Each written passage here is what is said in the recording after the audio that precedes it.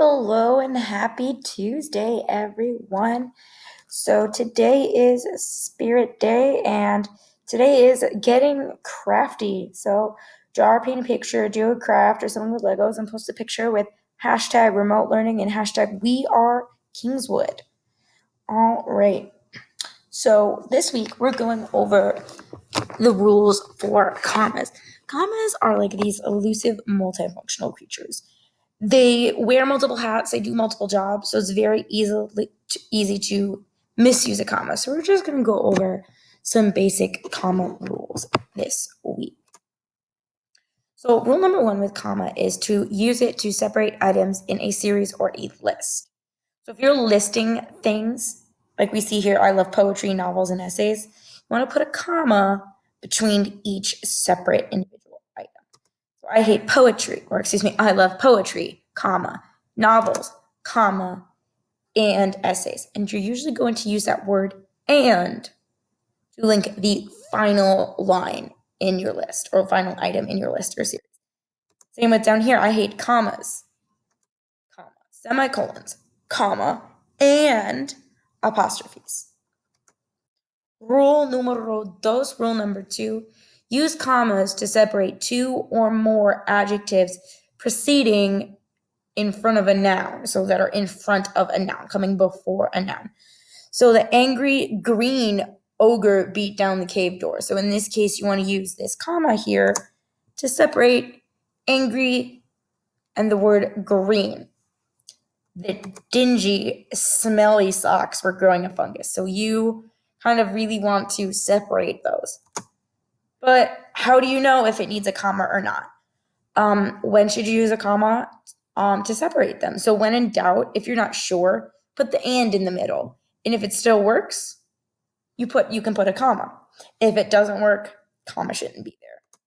So the angry and green ogre knocked the cave door down. So this and works because both of those are modifying or describing the ogre. I love chocolate and ice and cream on a hot and summer and day. In that case, reading that through, it doesn't make sense. So we're not using it there. We're not using commas to separate those adjectives. So rule number three, put a comma before the conjunction when joining sentences. Oh my word, people, we have been doing this one since August. So remember, when you are combining clauses, you need a comma. It acts as your period placeholder, meaning it's where the period would have gone, but now no longer goes because you're connecting it with a conjunction to a new thought or idea. So the dog ate his collar and the cat chased the catnip mouse. Right here we've got this comma and our fanboy and linking two separate main ideas or complete thoughts together. Mary was going home to get her lamb, but decided to get the mail instead.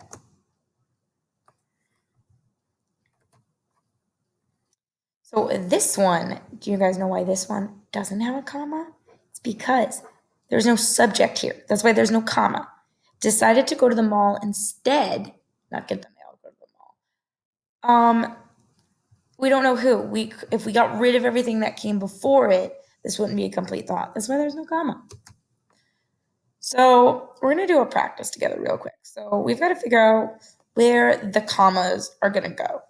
So following those rules that we saw before, let's just kind of go through and figure this out. So unicorns, dragons, ogres, and elves are imaginary creatures. So I have a feeling that we're gonna go right here, and right here. But let's see. Oh, never mind. We're gonna figure it out together. So yes, it kind of would go there, there, and there. Florida, comma, South Carolina, comma, and Alabama are states that border Georgia once again. Dolphins, comma, seals, comma, and sharks all fight over their ocean home. All right, so that is our slideshow. After you've done that, you've gone through and you've watched this video, you have our quick practice assignment, which is this guy right here. And Miss Welch is going to zoom in a little bit so you guys can see. So up here, it gives you kind of all the uses for a comma. And then it tells you how comma functions. So I'm not going to go over that with you. I want to go over the actual assignment. So it says read the sentences from these selections. And then you see how these guys up here have letters. You're going to decide which letter correlates with number one. And you can basically swap this spot out and type in the letter that you think matches. All right. And then for this second one, it just wants you to add commas where they should be. This one doesn't have commas where they belong. It needs you to add them. And then tomorrow on Wednesday, which for Wednesday, our spirit theme of the day is We Love Pets Day, meaning take a picture with your pet, hanging out with you, pet, stuffed animal, I don't know, squirrel hanging through the window, whatever you got. And you guys are going to log on to No Red Ink, and you have this quick commas practice assignment, and you're going to get that done, and that's your Thursday assignment. And then for your final assignment for writing for this week, you have your Living History Jane Schaefer journal prompt. And this one, just because it's getting close to the end of the school year and, you guys are going to be coming back next year, just a quick reminder of what does We Are Kingswood mean to you? What does it mean to be a successful student at Kingswood?